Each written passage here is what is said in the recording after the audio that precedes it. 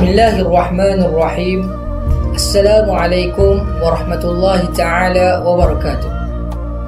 Bagi menyempurnakan titah perintah Seri Paduka Baginda Yang di-Pertuan Agong, setelah diperkenankan oleh duli-duli yang maha mulia raja-raja, maka adalah dengan ini saya mengisytiharkan bahawa tarikh permulaan puasa bagi kawasan-kawasan seluruh Irbid telah ditetapkan pada hari Isnin 1 hari bulan Ogos tahun 2011.